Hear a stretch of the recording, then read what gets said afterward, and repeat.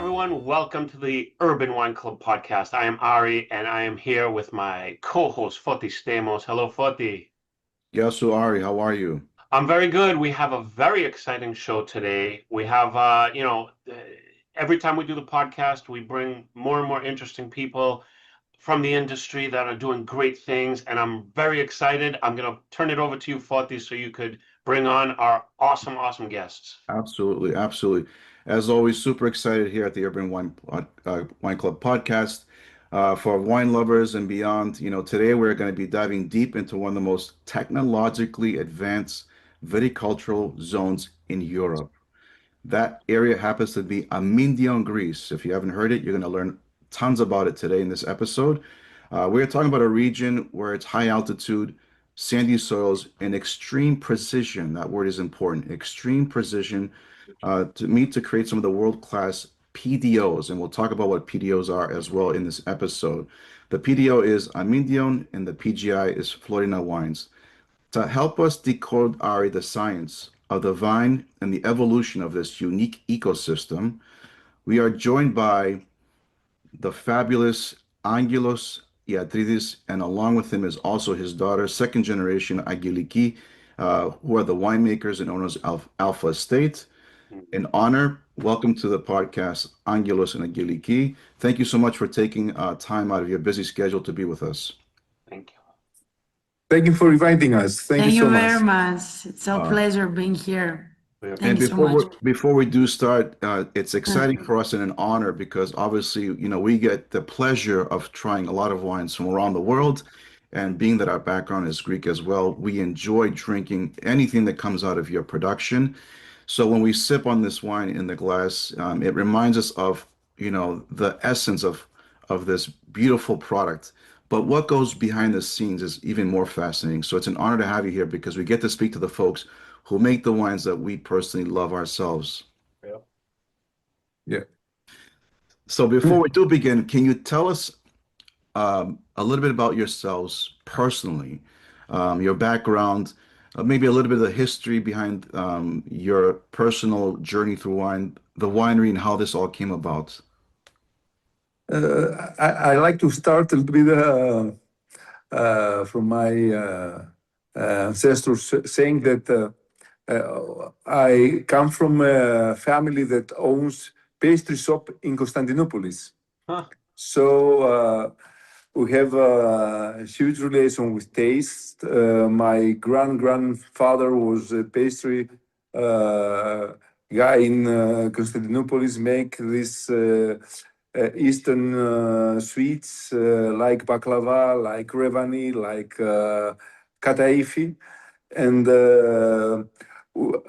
for the family, the tradition of the family is to learn about balance. And as you may know, sugar is the most delicate ingredient to integrate to every food. So for us, tasting was an everyday learning. So I decided to follow this path. So I studied chemistry in the University of Thessaloniki. And when I finished my study, I decided to go to France for extend my studies to the pastry sector. But on the fourth year of my study, I met my professor, Theodosis Soulis, who introduced me to the world of wine. So during my university year, the fourth year, I learned about the grapes, the vinification, the vine growing, the winemaking, and I fall in love with that. So my decision to go to France is for following pastry studies, I changed to winemaking studies. So I decided to go to Bordeaux, and I did my enology diploma in Bordeaux University, and then I worked in France in many different appellations. I worked in Pauillac area, in Madiran, in Alsace area, in Colmar, in Epernay, in Champagne, and Valais du Rhône, Suze-la-Rousse area. And after this long journey in France appellation, I decided to go back in Greece and create a consulting company from vine to wine with a team of viticulture experts, with laboratory experts, and we did some support to the small wineries. They didn't have all the staff to support their production. In this year of consultancy, I met my actual partner, Makis Mavridis, which is the vine grower of Alpha Estate. And back in 1996, we decided to start growing something special in the unique region of Amyndeon. So 1997 was the inauguration, the founding of Alpha Estate, and 2003 was our first commercial production released to the market 2005. Wow. So a long drive till today, and we start with 4 hectares that time, and now we have 250 hectares, starting with three people as a staff power for Alpha Estate, and now we have 180 people working for us. Wow. Fascinating. But the most important thing is our decision to be vine growers. So imagine that 3/4 of our staff working in the field, working in the vineyards right now, and for us it's very important because we don't say we are growers, we are. So for us it's very important to know the secrets of the land of Amyndeon and the secrets of Xinomavro of Amyndeon, and how important is how unique is the region, the appellation of Amyndeon. Right. Angelos, fascinating journey. And now that you're mentioning the location, Amyndeon, for us here in the market, we are starting to hear a buzz about this beautiful, magical area. Can you speak about, one, why you chose to come to Amyndeon, and what is the magic about the area that our listeners can learn more about? Why Amyndeon? Because as I explained to you before, as a consultant, I met many wine regions in Greece. And what I discovered in Amyndeon was the fact that it's a cool climate. It's something that is very unique. We are located in northwestern part of Greece, so it's the most mountainous region in Greece. It's a high plateau here in Amyndeon. It's a plateau from it's 1,900 feet above sea level, the altitude. It's a sandy soil, so we high drainage of water, which is very important in order to not to have stack of waters into the soil. So it's very important for the quality of the vines. And another important fact is the difference of temperature between night and day. This is very unique in Amyndeon, and is what that gives that crispy character, this aromatic potential for many varietals, but especially for Xinomavro, which is the dominant variety in Amyndeon, and also what gives the finesse and the elegance of in terms of structure in the wines produced by Xinomavro variety.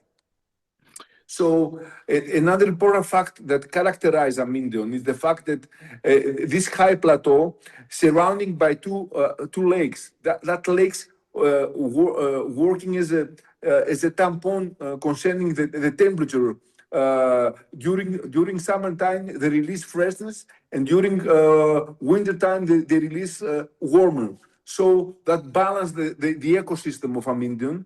And another important fact is the fact that we are surrounded by mountains. So from the northwest, we have the mountain Vici. From southeast, we have the mountain Vermion, and from the north, we have the mountain Voras. So the three V's that surrounding this high plateau, and this is a quite protected ecosystem that we have the excellent integration of viticulture of our Xinomavro vines, and produce this, let's say, polydynamic variety like Xinomavro is. So, in for those that are listening to this episode, what it comes down to for me listening to you, Angelos, is that your ecosystem is providing structure, balance of wines that most people are not really familiar with what that means, but the structure and balance comes from the beginning to the end.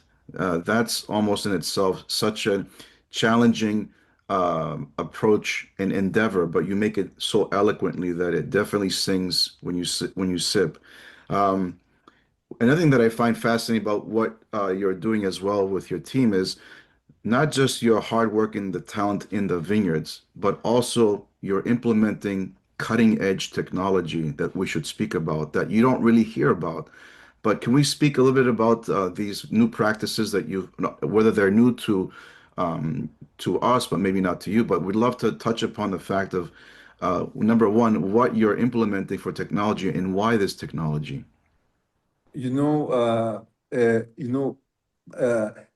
Our goal is to make every year our best, meaning that I'm enology. I study enology. I'm a scientist. So every year is something new that comes to the vine growing. It's not technique, it's the knowledge. We have to introduce all this knowledge to what we produce, what we create every day. So for me, it's important.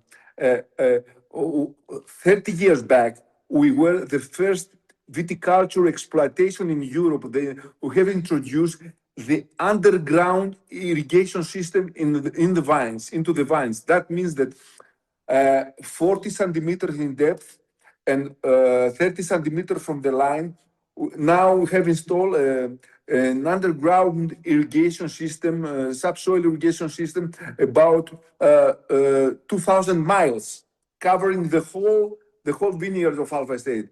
And why is that? Because of the existence of the mountains, we don't have so many rainfalls. That means that the vine does not need so many water, but it needs a specific quantity near to the maturity season, meaning that in the end of July, beginning of August, the vine suffers.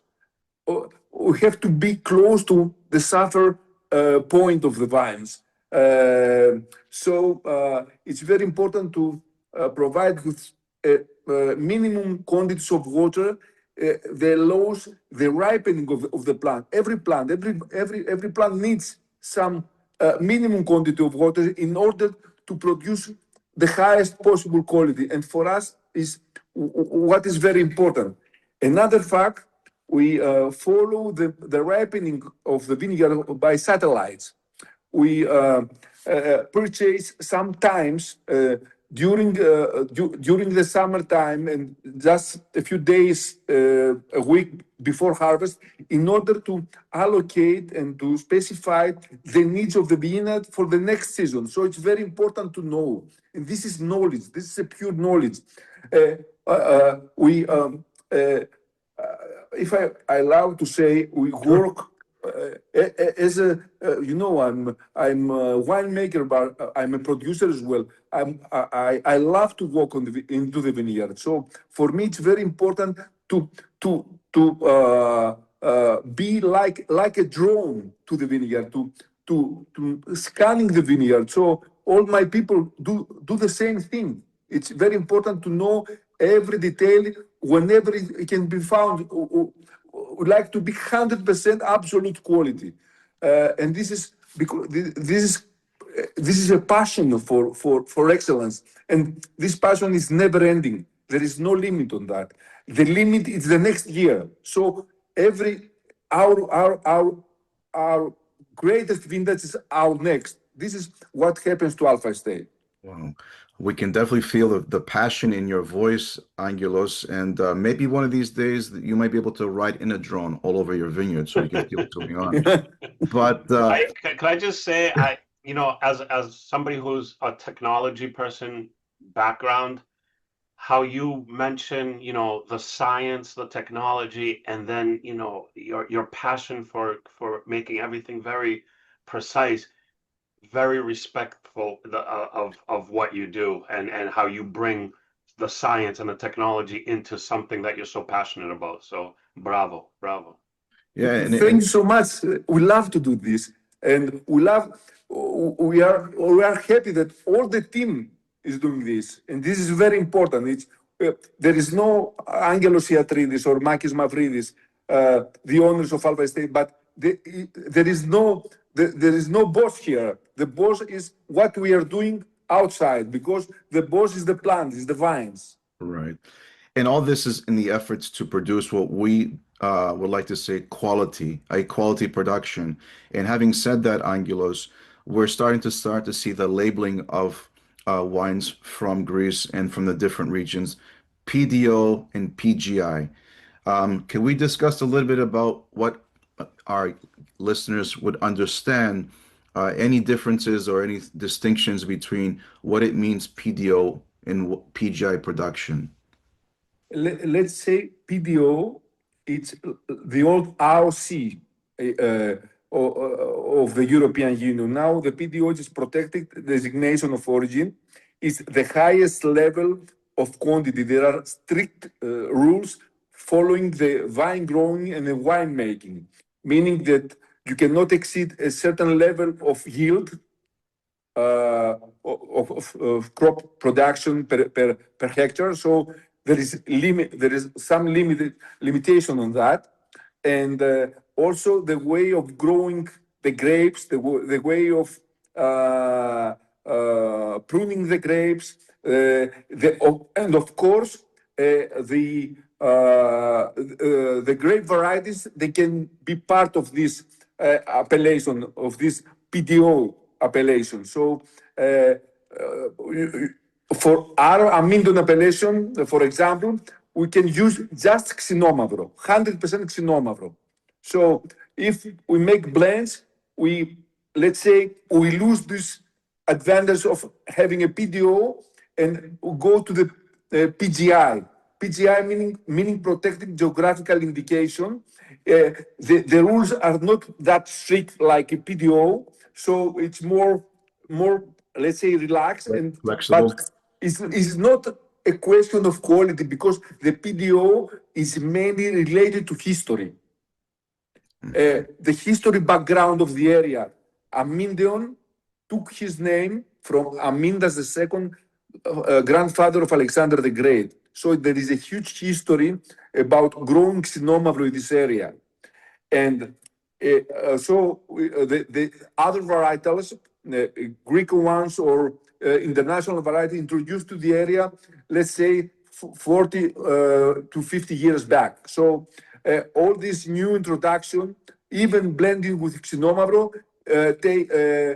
can be named under the PGI, protected geographical indication. Can we discuss a little bit about what makes The difference. Xinomavro, PDO, Amyndeon different from some of the other, like Nausa and so forth? Okay, very good question. What I'm saying is the fact that in Amyndeon, because of the altitude, we have a secret weapon in our grapes of Xinomavro, is the fact that you have high concentration of acids, and especially tartaric acid. Tartaric acid on the grapes is, let's say, it's the natural preservative for the grapes and for the wine. Because what offers tartaric acid, it's stability through time. that gives a unique character that releases slowly the potential of Xinomavro while it's aging. So this is very unique. The tartaric acid, it's a very important, and the concentration of tartaric acid in the Amyndeon is mainly based to the fact that we are located in a high altitude, we are in the northern part of Greece, and we have sandy soil. So this is what is unique to the ecosystem, and I can be very simple to say that it's the acidity is the crispiness in the back palate. It's refreshing your palate and gives you the essence of the sense of let's say finesse, and this is what differentiate the Xinomavro in our PDO, in our Amyndeon PDO, comparing with other PDO like Nausa. We have here in finesse, Nausa it's more, let's say, structured, much more, sometimes be aggressive. And the other great thing of Amyndeon Xinomavro is the fact of the phenolic maturity, and which is can be defined by tasting the seeds of Xinomavro. It's very important. It's not just to check the color, the turning of the color from green to brown. You have to taste it, and this is very important to get that knowledge and to decide the right moment of harvest. This is the secret, because the right moment of harvest gives you the possibility of, if you do it in the right sense, to extract all this quality material from these seeds in order to have a balanced way of Xinomavro taste. Such an intense breakdown, Angelos, about the you talk about this in such precision that for those that are listening, I'm sure that they're very now excited to try Xinomavro.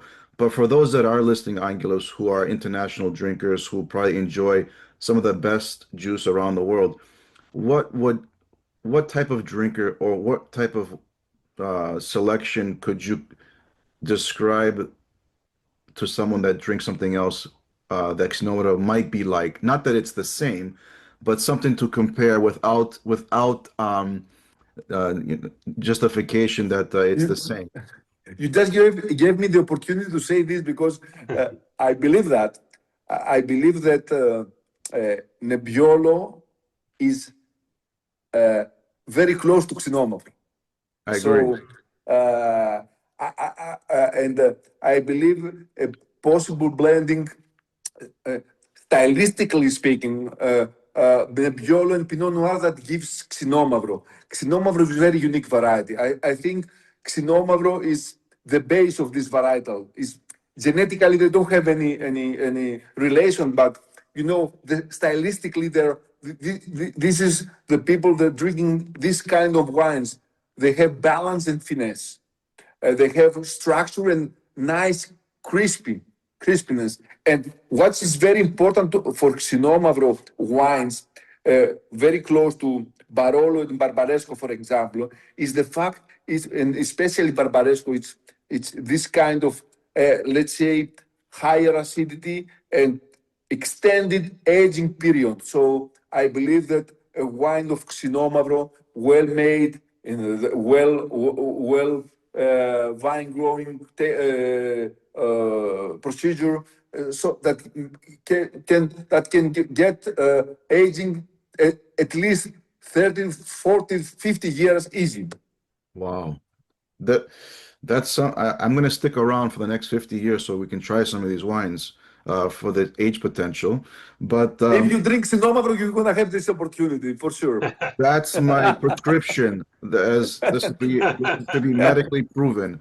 But Angelos, anything that we could that you could like to share with us for those that are listening to this episode, who I guarantee are becoming fascinated about this area in the variety Xinomavro who probably haven't had it before.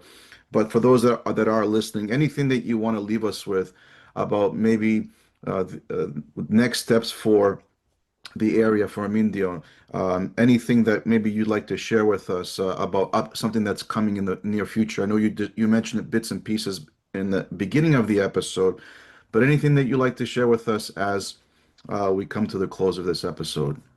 I like to add this, we grow here in Amyndeon, belongs to the Alpha Estate, the oldest vine of Xinomavro planted in 1919. It's rootstock free. It's phylloxera protected because you have sandy soil. You have more of 80% sandy soil, so there is no risk of phylloxera. And it's under gobelet, so it's bush vine. This is our Barbayani block ecosystem. This is, let's say, the cornerstone of Xinomavro, of Amyndeon. So for us, it's let's say it's our heritage, and it's our heritage we like to deliver to our children. So for us, it's very important to say that this unique Xinomavro, having these smaller grapes, because it's the pure expression of Xinomavro, and this is very unique, and you can find it in Amyndeon. And another important project, of course, it's the thesis of my daughter Angeliki, who studied the clonal selection of Xinomavro of Amyndeon.